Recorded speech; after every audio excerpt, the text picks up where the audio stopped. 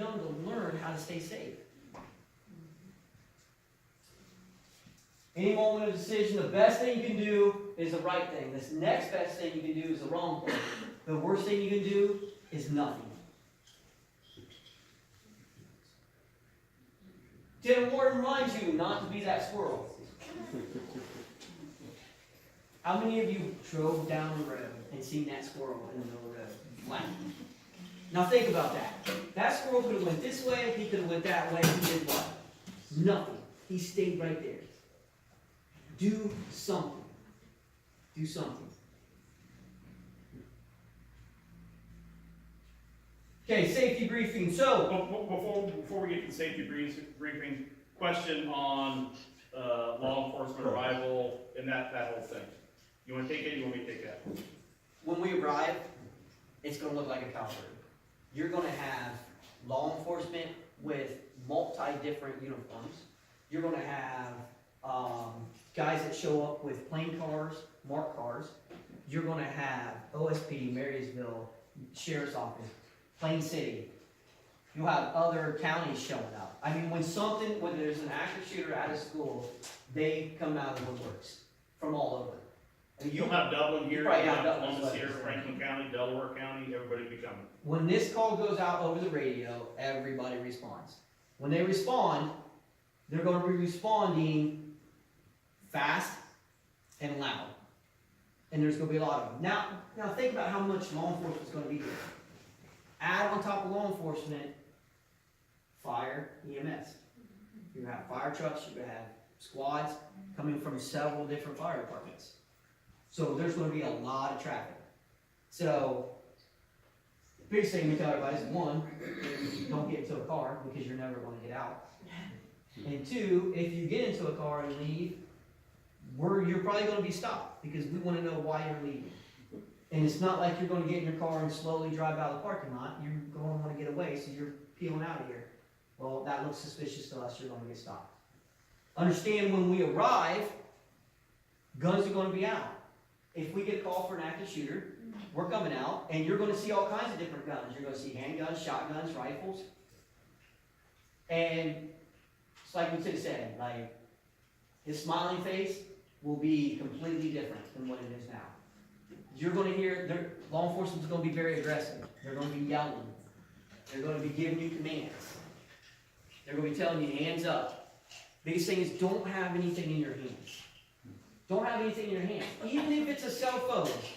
Because here's the thing, if you come out of the building when law enforcement arrives, and you're wanting to point in the direction something's going on, if I come out and he's responding, if I come out with my cell phone in my hand, I'm pointing at him, what's it look like?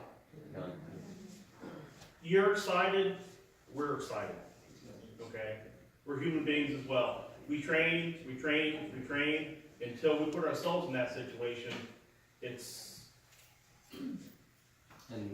is it still protocol for just your first officer to arrive to go through? Because I remember last time we went through this. We do. If we have an active shooter situation, and it doesn't matter if it's at a business, a factory, or a school, the first unit's on the scene, he'll go in by himself. Our job is to eliminate the threat. Now, understanding, like, even if we know you and we arrive on the scene, if Lieutenant Warden was the first one here, or I was the first one here, or we arrived together, even though we know you, if you were hurt, wounded, we're going to step over you. It's not because we don't care about you. It's our job is to eliminate the threat. And then after the threat is eliminated, we will start bringing people in to take care of you. Deputy Crafty, I'm gonna let you continue. We're gonna look at the training room real fast, make sure it's safe and secure. We will step over you. We talk to the high school kids about this. We talk to the middle school kids about this. You heard Lieutenant Warden say he's got a freshman at Marysville High School. I have a sophomore at North Union High School. He knows if something ever happened up there and I responded, I'd step over my own child, even if he was wounded, to eliminate that threat. He knows that going in. Oh, I know. Oh man, I don't know if I can do it. I know. River Valley in Marion County had a huge exercise. They brought in cameras with Homeland Security. They did a whole video. And my daughter was a senior at the time. 2 years ago, she was a senior. she played the role, and I didn't know it, but going in, she played the role of the first victim. And I mean, they brought in cosmetic people, and she had a bullet wound to her neck and one to her chest. And responding, walked right in, and there's my daughter laying on the front of the door. Imagine the feeling. With so much training, this is why I say train with your kids. So much training, I looked down, and it didn't even register. Stepped right over and went to the threat, where I heard the shots being fired. And something else we need to be aware of, when we have our own children here, when on 9/11, Aaron was with her, and Jared was in my room, I couldn't go to Aaron. And we did a lot, because we didn't know what else they would hit, they worried about Scott being an international, you know. You can't go to your own kid. It's hard. Uh-huh. You want to talk about something, probably the hardest thing you'd ever have to do in your life, is if there's ever a situation, and walk by your own kid, or not being able to go to a classroom across the hallway where your kid is at. Because you're mama bear. You want to be with your cub and take care of them. Well, it just causes panic for all the other kids who Right. want their parents. Right. You gotta trust, you have to trust. And again, I can't emphasize this enough. Train, train, train. If you train with your kids, you will be amazed how they react into a situation. It's put it like this. So I tell all the high school kids, especially when we did senior class. Senior class was great because their questions were amazing about what they would do or anything like that. So if we took the football team out, they start practicing, you know, they do the 2 weeks in July, and then they start 2 days August 1st. No practice. We're not practicing. Our first game's August 28th. Show up August 28th that morning, I'm going to give you pads and your uniform, and we're going to go out and play a game. How successful would you be? Zero chance of winning that game. I'm confident enough to say that you will have zero chance to win that game. We do this, look at it like this. When we go to band, we have to teach them, right? When they go to gym class, we have to teach them what they're doing. When they're sitting in the classroom, we have to teach them what they're learning, right? It's no different when it comes to safety. We have to teach the kids how to be safe. It's very important. I can't stress it enough. They look up to you. They're going to learn a lot more from you than they are from their parents sitting at home telling them, hey, listen, if something happens at school, you need to do this. How many of you have kids? How many of you went to the school at the beginning of the year and walked through the school with them and told them if something was to happen, this is what you should do? Drive my son crazy. Since 5th grade, he's a sophomore in high school now. Since 5th grade, we go to school at the beginning of the year together. He's the only one that can tell me where every exit in that school is. He's the only one that if something's happening, he will tell you where the exit's at and where he's going. I will tell you if something happens at that school, if he is not hurt or injured, he will be at home. I guarantee it. He will be at home, locked down, barricaded in that house, and unfortunately, because I'm not paranoid at all. Okay, there is a difference between being paranoid and prepared. We don't want you to be paranoid, but we want you to be prepared. Okay? My house is well protected, and he knows how to use everything. He has been trained. So when the zombies hit, he is ready. Like Walking Dead did me in. I am like that freaked me out. I can't even watch that show. So, but that's the thing. Like you got to understand. Like there's a huge difference between being paranoid and being prepared. People say like, you know, well, you're paranoid. You can't even go to a restaurant without looking for the exits. Is that paranoid? Oh, I can go sit and have a great dinner with my family. We have a great time. I don't think about a thing. But I know as soon as I hear something, exactly what I'm going to do, and I know where I'm going. I'm prepared. Big difference. We don't want you to be paranoid. We don't want your kids to be paranoid. But we want them to be prepared. He was the only one when I asked all the students, you know, cafeteria. How many exits are in the cafeteria? And they're all sitting there in the gym, and the cafeteria is right off to our left, and there's a wall there. And they're like, 1, 2. There's all this glass, and there's 2 doors there. And I'm like, 2. All right. What about the two doors going into the kitchen and out the back to get to the parking lot? What about the main door that goes out to the parking lot? What about the 2 doors that go into the gym, that go to the hallway, that goes out to the parking lot? What about the hallway going to the office to go to the main doors to go out? They're all like, huh? Didn't think about that. That's the thing. They look to you because you're the expert. These kids look at you like you're the expert. You should know what you're doing. So, don't be paranoid, but be prepared. Know your school. And again, if you have kids that don't go here, go somewhere else, don't be afraid to take your kid to school and go over that plan. Have them ready to go. Be prepared. Okay? We're just explaining the difference between being prepared and being paranoid. And I did, all joking aside, I do feel better because I did find a zombie shotgun. So if the zombies ever come, I got to shoot a zombie shotgun the other night at the range. So prepared, not paranoid, but he's got my zombie This is shotgun. fine. So, if you want to see a true smile, put the man on the range, give him guns and ammo, and he is like, Life is good. yeah. So we're good. Do you guys have any questions? Please, now is the time to ask. I do, but you tell me if this is not to take up group time, because it's a question about a kid at college.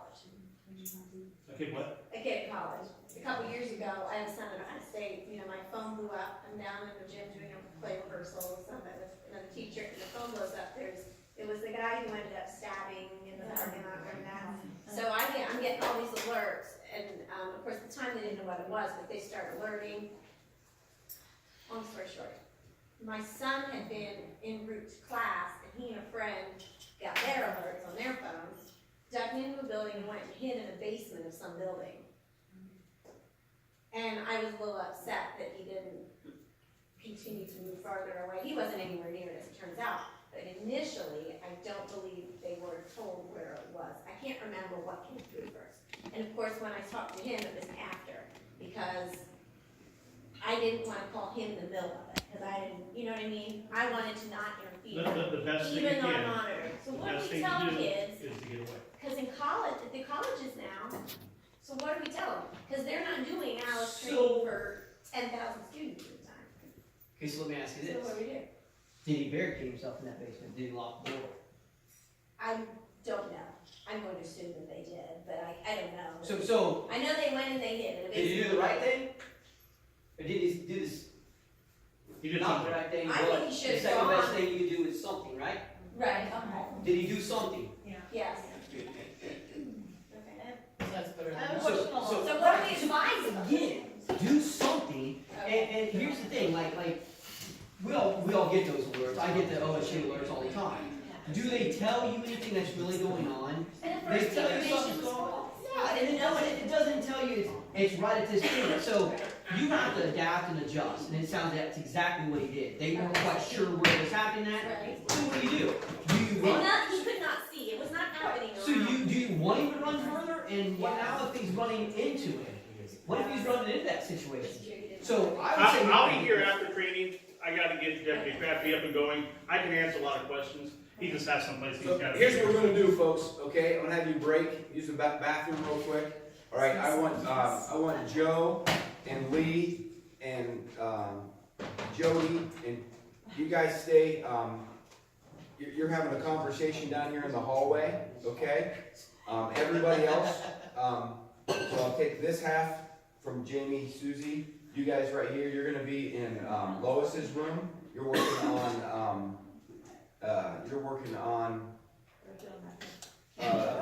planning for the Christmas party.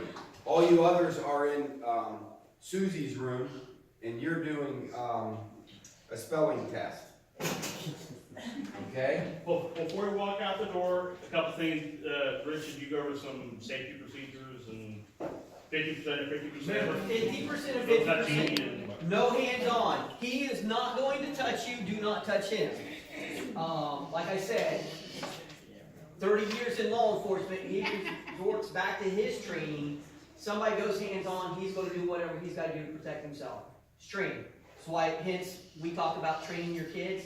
They will go back to the training that you teach them. Masks are right here. Even if you're not participating in the exercise, still put a mask on because the airsoft guns actually do, the bullets do bounce around. These are the bricks. I'm gonna be an observer. I'm gonna have Alex with me as an observer, just to watch, just so you're aware. Oh, no. In the classroom, okay? Listen. In the classroom, Deputy Crabtree is gonna be the safety officer in there, okay? He's gonna protect you all. My safety officer is gonna be Steve, he's protecting me, okay? He's my bodyguard. He's also gonna pull me back if I get silly, so. These are the bricks. If you wanna take one of these inside the classroom, if you wanna throw something at me, please use these, not something in the classroom. But, grab one on the way out, we'll just make sure we get them, and we come back in. Yeah, afterwards we'll convene back in here. We should have enough masks, if not, I've got another box in the car. Okay, real quick. Listen, please.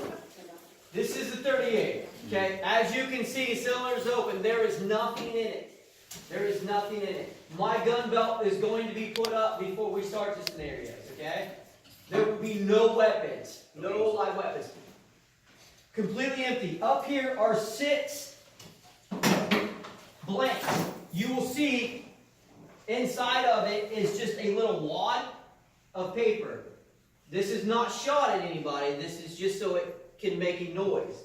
So please, if you have any questions, the gun is up here. You can pick it up and look to make sure it's empty. You can see the blanks to know that they're blanks. That's just a little wad of paper. Say it again.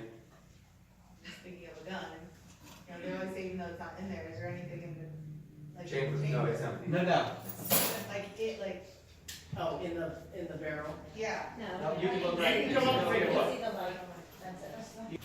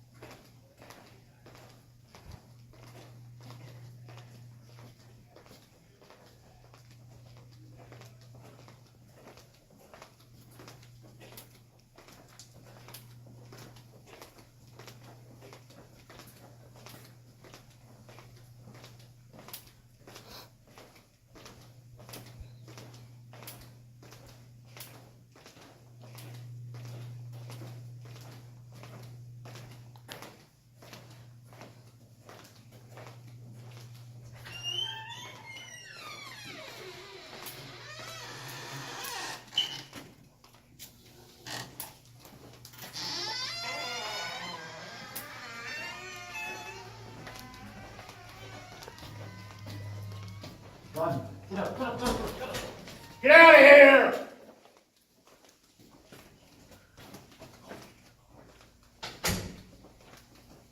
I'll give him a few minutes to call. Today's a bad day! Bad day for somebody! Is it gonna be you? Huh? It's a bad day! Who wants it first? Who wants to take the first bullet? Who's it gonna be?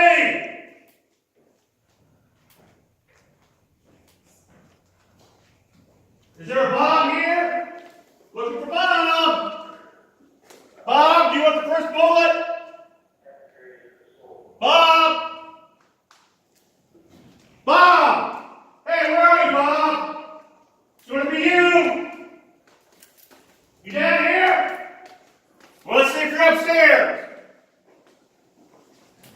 If you're upstairs, it's a bad day for you.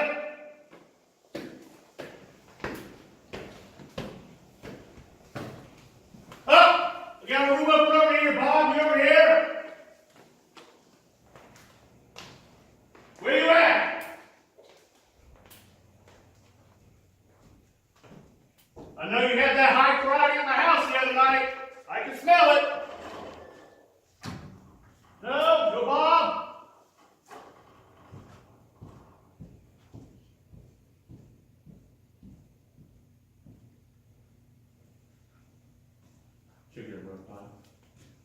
Okay!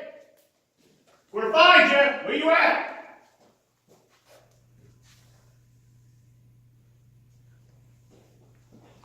Let's go!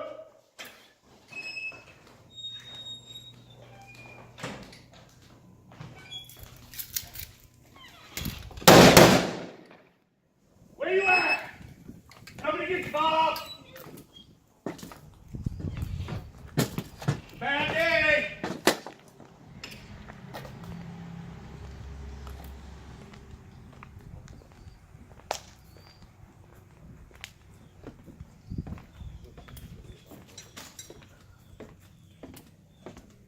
You're here, Bob! Bad day for you!